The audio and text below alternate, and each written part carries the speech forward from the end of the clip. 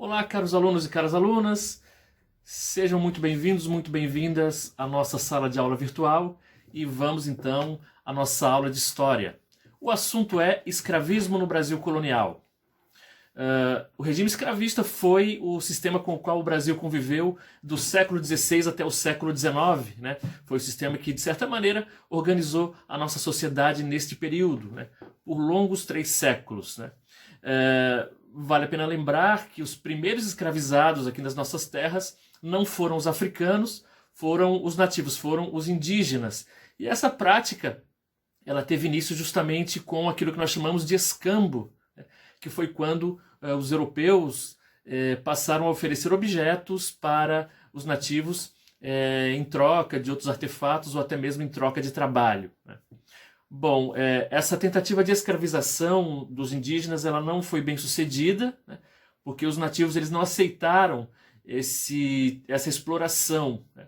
E aqueles que se rebelavam eles eram confinados, eram castigados e também eram mortos pelos portugueses, né? Havia uma facilidade de os indígenas fugirem por eles conhecerem melhor, claro, a geografia e a topografia das terras aqui do Brasil, né? Nesse contexto de escravização dos índios, de tentativa de escravização dos indígenas, a gente não pode esquecer da presença dos padres jesuítas, né? Aqueles lá, os integrantes da Companhia de Jesus. E os jesuítas, eles se posicionavam contra a escravidão, né? Vocês poderão acompanhar isso lá no material didático, porque os jesuítas diziam que a missão não era escravizar os índios e nem obrigá-los a trabalhos forçados e compulsórios, mas sim catequizar, levar a doutrina cristã até eles e também salvar as suas almas. Bom, enquanto essas tensões, né, de tentativa de escravização dos índios elas se desenrolavam aqui na colônia, né, os portugueses, claro, sempre atentos ao lado econômico, né, a questões de sustentabilidade e viabilidade do seu sistema colonial, eles foram percebendo que o tráfico negreiro, né, o tráfico de pessoas, esse comércio de escravos, ele se configurava num negócio extremamente lucrativo, né, para os colonizadores portugueses. E esse negócio, a escravidão do negro africano, ela tinha algumas vantagens, né, que a gente pode enumerar aqui 3 delas, né? A primeira vantagem é que, estando longe do continente africano, estando longe das suas terras natais, né, os africanos eles teriam poucas chances de fuga, porque não saberiam efetivamente para onde ir e também não conheciam, né, o lugar, né? O segundo ponto positivo para os portugueses era que muitos africanos já vinham trazidos lá das suas terras de origem com vários conhecimentos do trabalho a ser exercido aqui na colônia, tanto o trabalho nas lavouras quanto a partir do século XVIII o trabalho na própria mineração, né? A gente lembra aí que, revendo o conteúdo anterior, que a mineração ela teve uma exploração um pouco tardia no Brasil, né? O século da mineração no Brasil foi o século XVIII e não o século XVII, né? E a terceira vantagem que os portugueses obtinham nessa questão do tráfico negreiro é que eles conseguiam uma certa transferência de riqueza da colônia para a metrópole à medida que comercializavam esses africanos para os colonizadores que estavam aqui. Então, ao comprar da coroa portuguesa, eles, claro, mandavam dinheiro, transferiam dinheiro para os portugueses. Então, era um negócio extremamente lucrativo e vantajoso para os portugueses, né? Bom, falar um pouco sobre o escravismo e a sociedade, né? A gente pode dizer que sim, a escravidão, o sistema escravista, foi um dos elementos organizadores da vida social durante o período colonial no Brasil, né? E por quê, né? Essencialmente porque a posição social das pessoas, né, aquele status, né, ele estava muito relacionado à capacidade econômica que as pessoas tinham de possuir escravos, né? O escravo ele era considerado um patrimônio, né? Então, inclusive por conta disso, não era incomum, no período colonial, os senhores de escravos saírem às ruas rodeados por vários desses escravos, como uma demonstração de poder, né? Como a questão da ostentação mesmo, né? Os escravos, eles não trabalhavam apenas na lavoura ou na mineração, eles meio que estavam por toda parte, né? Onde havia necessidade de trabalho braçal, havia mão de obra escrava ali, né? Porque os trabalhos que os brancos livres e os senhores de escravos, os trabalhos que eles não queriam realizar, os escravos é que ficavam encarregados disso, né? Lembrando, claro, que sem remuneração, sem direito a nada, né? Era simplesmente uma relação de mando e obediência, né? Sem quaisquer direitos, né? A não ser o de uma alimentação precária, condições de vida, moradia, vestimenta também muito precárias aí, né? Então a gente tem uma condição extremamente degradante dessas pessoas que foram traficadas aqui para a colônia, né? Falando desses escravos que estavam por toda parte, a gente precisa precisa mencionar, né, os escravos domésticos e os escravos de ganho, né? Os escravos os escravos domésticos, na verdade, eram na sua maioria mulheres, eram aquelas trabalhadoras, aqueles trabalhadores escravos que desempenhavam suas funções nas casas dos senhores, para servir, claro, aos seus proprietários e às suas famílias. Eram as mucamas, né, as empregadas, as amas de leite, que eram aquelas escravas que amamentavam os filhos das senhoras, e também as cozinheiras. Então, ao exercer o trabalho na casa dos proprietários, essas escravas elas acabavam tendo envolvimento afetivo com as famílias dos proprietários e também envolvimento sexual com os proprietários, que a gente vai falar mais adiante aí, né, daqui a alguns minutos.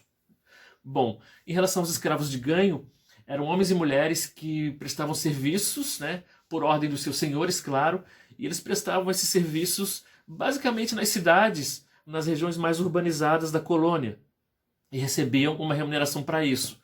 Claro, a remuneração ia para os seus senhores, para os seus proprietários, mas alguns desses escravos acabavam separando uma parte desse dinheiro obtido e depois iam juntando e utilizavam para tentar comprar a sua própria liberdade. Exerciam serviços que requeriam algumas habilidades e especializações, né? Funções como ferreiros, alfaiates, sapateiros, vendedoras de quitutes, no caso das mulheres, barbeiros e vários outros, né? Aquilo que a gente pode imaginar como serviços prestados nas áreas urbanas, inclusive serviços mais braçais, né? Então, os escravos de ganho eles tinham essa característica, por isso eram chamados de ganho, porque eram remunerados, mas, relembrando, a remuneração ela era direcionada aos seus senhores. Bom, a questão da violência também era muito grande, né?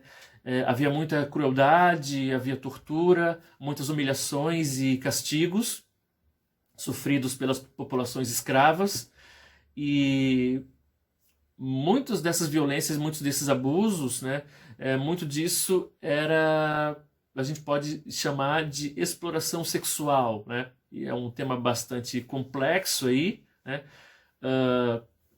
Principalmente as escravas eram exploradas sexualmente pelos seus senhores, pelos filhos dos seus senhores, muitas vezes. Por quê? Porque as moças de família, as sinhazinhas, elas eram preservadas até o casamento, né? Elas tinham, vamos dizer assim, a sua pureza preservada até o casamento. Então, para satisfazer os seus desejos, né, mais intensos, digamos assim, os senhores eles recorriam ao uso das escravas, né? Essa relação de exploração sexual, ela vai resultar numa característica muito forte da sociedade brasileira, que é a questão da mestiçagem, né? E alguns filhos bastardos de senhores de escravos, eles eram reconhecidos somente quando esses senhores já estavam no leito de morte. E isso, claro, gerava uma complexidade e uma série de conflitos muito grandes na nossa sociedade da época, que até no material didático lá o texto se refere como um sistema de hierarquizações baseado na cor da pele das pessoas, né? E como é que é isso, né? Vamos explicar. Quer dizer que uma pessoa, vamos falar de homens livres, né? De pessoas livres. Uma pessoa livre com uma pele mais clara, ela teria mais oportunidades e seria melhor tratada do que uma pessoa de pele mais escura, né? Então, é aí que nasce, é nesse contexto de Brasil colonial que nasce essa nossa maneira de classificar as pessoas na sua etnia pela cor da pele, né? Então, tons de pele mais escuros terão oportunidades negadas, terão um tratamento pior, sofrerão mais exclusões, e pessoas com a pele mais clara, elas vão tendo mais oportunidades, maiores possibilidades de inserção social, digamos assim. Hoje em dia a gente chama essa prática de colorismo, né? Até quem quiser pesquisar aí, dá um Google lá e coloca colorismo, vocês vão encontrar. Então esse colorismo, essa questão de classificar as pessoas pela cor da sua pele, ela remonta aí aos tempos coloniais e a essa questão da mestiçagem, né? Então isso é um traço muito interessante da sociedade brasileira que permanece até os dias de hoje de algumas formas, né? Essa violência exercida muitas vezes de maneira cruel pelos senhores, ela tinha como principal objetivo disciplinar os escravos, né? Fazer com que eles fossem mais obedientes e desestimular, desencorajar qualquer gesto de resistência ou até mesmo qualquer movimento de resistência, né? Então havia esse propósito, né, de fazer com que eles fossem mais submissos e servissem sem questionar essa ordem estabelecida.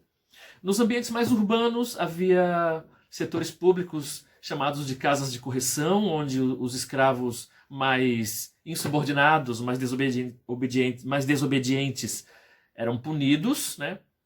E nos ambientes rurais, nas fazendas, as punições elas eram aplicadas conforme os critérios, a vontade e até mesmo o nível de crueldade do proprietário de escravos, sempre auxiliado por seus capatazes e pelos seus feitores, né, que eram os seus ajudantes ali, né? Bom, as formas de resistência à escravidão por parte dos cativos eram várias, mas algumas delas, as principais delas, eram os suicídios, né? As pessoas realmente tiravam a própria vida porque consideravam que era melhor morrer do que submeter-se a uma vida tão degradante como aquela. Claro, as rebeliões nas senzalas, né? Muitas vezes se insurgiam, atacavam lá os feitores, né? Os capatazes, enfim. E muitos deles também fugiam. A fuga era uma forma de resistência bastante comum, né? Quando esses escravos fugiam, eles acabavam indo para algumas comunidades construídas por escravos fugidos, né? E essas comunidades recebiam o nome de quilombos, né? Então os quilombos eles eram espaços de resistência, normalmente bastante afastados, né, das áreas urbanas, verdadeiros esconderijos, e nos quais os negros fugidos eles exerciam as mais diversas atividades para sua própria subsistência, né? Então eles eram sociedades ali autossuficientes, autônomas e nas quais eles implantavam a sua própria maneira de organização social, seus modos de organização social, né? Dentre esses quilombos, né, os quilombos eles existiram basicamente em todas as regiões do Brasil. Aqui em Santa Catarina a gente tem alguns, né? Inclusive ali naquela região do Morro do Boi, ali para quem vai de Balneário Camboriú para Itapema, tem uma comunidade ali de remanescente de quilombos, né? Então essa prática das fugas foi um tipo de resistência que ocorreu no Brasil inteiro, né? O mais famoso de todos os quilombos, vocês já devem ter ouvido falar, foi o Quilombo dos Palmares, e ele ficava numa localidade chamada Serra da Barriga, que hoje fica no estado de Alagoas, mas na época pertencia à capitania de Pernambuco, né? E Palmares resistiu durante muito tempo e a sua destruição ela ocorreu somente no ano de 1694, né, já nos finais do século XVII. Né? E no ano seguinte, no dia 20 de novembro de 1695, acontece ali a morte do líder Zumbi dos Palmares, né, considerado a maior liderança em termos de resistência negra na história do Brasil. Né? Quando a gente fala em escravidão, a grande voz, a grande figura de resistência é Zumbi dos Palmares. A sua morte no dia 20 de novembro de 1695, né? E é por isso que o dia 20 de novembro ele é considerado o Dia Nacional da Consciência Negra, né? Relembrando a morte deste grande líder das populações negras escravas da época. Bom, gente, esse foi o nosso conteúdo, né? Falamos rapidinho aqui sobre a escravidão no Brasil. Esse conteúdo ele está na apostila entre as páginas 134 e 136, né? Eu sugiro também que vocês deem uma lida e é isso aí. Muito obrigado pela sua presença aqui, por assistir esse vídeo. Espero que todos estejam bem, né? Ficando em casa, tomando os cuidados, passando bastante álcool gel, né? Higienização, e vamos todos juntos aí vencer a pandemia do coronavírus. Um abraço e até a próxima.